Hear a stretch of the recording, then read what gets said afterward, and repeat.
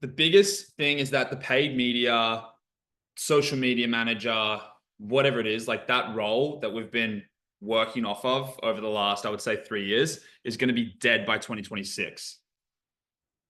So if you think about it, 2, 3 years ago, when like there was 4 years ago when agencies really ramped up, there was a big boom in the marketing space. And what was really good about that time is that the platforms like digital marketing were quite complex to a degree, but business owners didn't really know how to manage and set up like top, middle, and bottom of funnel campaigns, ad sets. They didn't know about the targeting, didn't really have a creative strategy. And like a year ago, Meta took a lot of their budget from where they were originally investing into like Oculus. Remember the Oculus things, like the VR headsets? So they took a lot of that investment, a lot of that budget, and they put it into AI instead. So they actually redirected that budget. And now you see a lot of the stuff that came out over the last year to year and a half in terms of Advantage Plus campaigns, Advantage Plus like creatives, Advantage Plus targeting, budget spending. Like it's crazy. They put all of that budget into making the platform for business owners a lot easier to use. They've actually eliminated, even in the States right now, they've totally gotten rid of, for some accounts, interests because they believe that Advantage Plus is working so well. My overall point there is that the platforms that we're operating on, that we used to leverage our services to charge people a fee that used to be complex, are way easier. Like it's pretty easy to set them up. They're also less complex, and it's also not really where the marketing strategy that drives a cause and effect in a business lies. Like that's not where the real brunt of the work gets done. Cool. So we saw a big shift where agency owners were getting less work and dropping off because they were trying to ship old services that worked 4 years ago in today's market, and people didn't want it. They wanted business strategy. So if you take the example of like digital marketers in the e-commerce space, where a lot of them have to start to predicate their services, and I'm speaking firsthand with this from Dunk, is we have to get more on the business performance in terms of financial performance. So like, what's the profitability rate? How are we ensuring that we're measuring profitable customer acquisition costs, profit margins, different types of metrics that give the total business as a whole, like MER, marketing efficiency ratios? How are we ensuring that we're measuring those types of statistics to ensure that the business is performing well as a whole?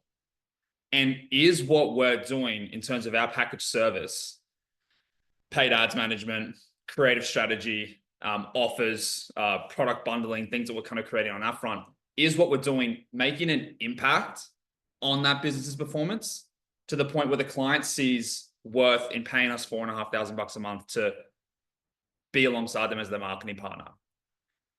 So for 2025, what a lot of you guys want to focus on is firstly getting out of the mindset of thinking that you can just operate on paid advertising. That will kill your business very quickly. If you were to pay somebody $2,500 a month, right? Just $2,500 a month, you would want them to not just silo themselves into one area of your business. You would want to pay $2,500 to get a 5 to 10 times ROI on that investment, because that investment has accounted for growth in the business as a whole. So we have to actually, so think about that, get ourselves out of that mindset. And then what that leads into is, well, we have to get better at the job than we've been. So here's another point. Digital marketing isn't like real marketing. Like 4 years ago, digital marketing used to be like the term you would throw out. But like now that I look at it in hindsight, it was just, we just knew how to use these platforms better than other people didn't, but it wasn't like marketing strategy. You were just uploading creatives into an ads platform, and then that ads platform was just giving you the reach and getting people to buy shit. Like that's not a marketing strategy. You're not a marketer. You're a person that knows how to use a platform, upload creatives, and get reach and get results. That's not anything special. So now what we have to do this year is we have to actually get good at knowing the businesses that we're working with, understanding what makes those businesses tick, understanding things like unit economics, profitability, and financial economics of each of those businesses, understanding the numbers better than the business owner and helping them understand it too, right? So you're kind of becoming that advisor. And then being able to put forth a strategy that helps that business as a whole. Now, you might be sitting there going, shit, Cormac, I don't know how to do any of that. And I'm not too confident in my abilities to do that. That's totally fine. But you want to aim to at least get there. And how do you do that? Well, you dive deeper into the clients that you are currently serving and figure that out with them. Sally, what's not working in your business right now? I've got a 4 times rowers. What's not working? I'm not profitable. I'm running out of cash. Can I dive deep into your business in terms of margins, financial standpoint? Can we have a look at apps like Lifetimely? Can we start measuring different types of metrics in your business over the next month in terms of revenue per landing page visit? Can we start measuring things in a bit more of an in-depth manner to really figure out what levers we need to pull to make this work better for you? And people will probably maybe say no, but some people will be like, oh, that sounds awesome. Yeah, let's do it. And then you might sit there and go, oh, dude, this is going to take so much time. You better figure it out. Because this is the time to get your hands dirty and really understand what makes your businesses that you serve tick. Because the whole goal is that the second you do, then you've learned that skill. And all that your package is based off of skill. Okay, so your package initially started because you have a skill set in helping people grow businesses. And all you want to do is try to find some sense of a process when people do come in. Like when people come into our agency, the biggest thing that we want to figure out is where are they at profitability wise? Where do they want to be revenue and profit wise? And what are some of the levers that we can pull in terms of the AOV, the website conversion rate, the creative output and process? Like we know that if we looked at those things, dialed them in a little bit in terms of how much creative they ship and what types of creatives are working back, what's that feedback loop look like? What's the AOV? Is their product doomed from the beginning? Right? Oh, I can't scale my business. Is it doomed from the beginning? How do you understand that? What's their margins? So we'll look at all these things and like, that's our process. Mark just kind of rebranded our process. He calls it the profit catalyst, something catalyst thing. I don't know if you've seen our ads. It's really cool. And he's looking at all these things because he knows that that's our process. If we get our hands on those things and we dial them up, we do tend to find that e-commerce businesses really grow their revenue and their profit. And once he's learned that skill, or when I learned that skill, you just turn it into a process and pass it down to your team. And you constantly educate those guys on that skill, improve their skills, and then use that labor to service more clients. Sam, you've asked me a question. I've gone really big picture with this, so I hope you're kind of following and it's helping everybody on the call. But I really want you to, the big point to take away is that we have to become true marketers this year. Is that one making sense? I'll say that again. We have to become true marketers this year because the closer we can get our service to the end goal that your client wants, which is usually more cash in their pocket to feed their family and take holidays. Okay, so that some people go, if this is you now, and then this is the end goal, and some people get people awareness. Then people go a little bit step further and they get them leads. Then people go a little bit further and they get them calls. Then people go a little bit further and get them qualified calls. Then people go a little bit further and get them calls and close the deals. Then some people get them to calls, close the leads, calls, close the deals. They bring them on to their business and then they retain them. Like how far of an impact can your service go depth-wise in the businesses that you serve? That's what we want to try to figure out. And I promise you, if you do that this year, everything we talk about in terms of lead gen, sales processes, getting clients to come into your world and growing your business, it becomes easier when you actually have a good impact on your clients.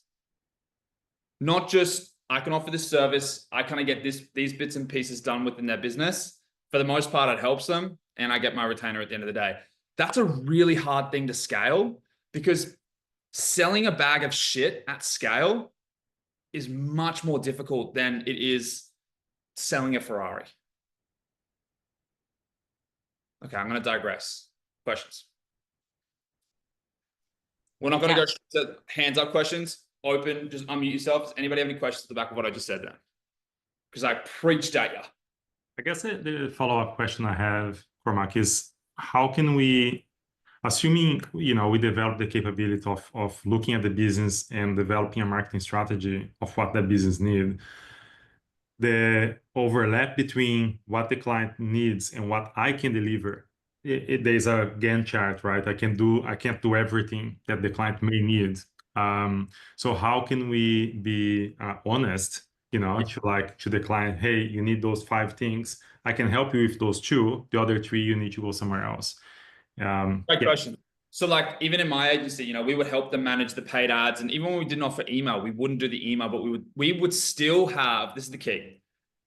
We would still have the expertise and skill to give the advice for that business owner to look at that area of their business and try and make an improvement. So you're an added partner to their business to help them out in one area, to really build up maybe one pillar. That's fantastic for acquisition. But if we want to have acquisition that's sustainable, that achieves growth, e-commerce founder, I really need you to look at your email marketing to increase your return customer rate, because the business will benefit as a whole from that. And you need to have the skill sets as to whether or not you are taking care of that for them or you're not. You need to give them that advice and you give them that guidance, because then you become an asset where, geez, I can't turn away from Eduardo because he's going to give me so much advice and guidance in so many other aspects of my business because he knows about it. So there's that kind of answer in terms of you don't have to solve all of their problems, but you at least want to have the knowledge as to what problems they need to fix because you've got that experience. And then also like just making sure you're vetting your clients. Like it's difficult to work with small, low-level businesses when they don't really have like the systems. Like one of the biggest prerequisites that we have is, what's your creative process look like? Because if you don't have a good creative process in your e-commerce business, it's really difficult for us to have. Because we can't go out there, develop a service. We tried to do the creative service back in the day. It wasn't really as profitable for us. That was just us. We have graphic design elements in our service now, but like making the content and all that kind of stuff, it's much easier to work with a content brand-based e-commerce brand that really focuses on having a great message and a great creative outlook online that we can leverage those assets and bring it straight into our service and bolster that service that we offer to drive really good business performance. I hope that point made sense. It makes sense, yeah. So you can make sure you're cautiously choosing who you're working with, and then also make sure that you have the knowledge to say that, look, even though I don't offer creative assets as like my main service offering, I know what they need in terms of creatives to make, that if we did get them to make it and guide them to make it, and they have the capabilities to do it too, because we're working with people that can, then we could add that to what we're doing and then the business is going to grow. I'm going to go back to Sam. Dude, you asked the initial question. They got me on some preacher talk. How's it landing with you? Yeah, good. I definitely feel like I've always sort of looked at things holistically, but I think for me, the biggest area is like the profitability and looking at the numbers more deeply. So I guess just to follow up on that is, do you have any particular like resources or go-to places or like what you can recommend to kind of upskill in that particular area? Yeah, you should, for one,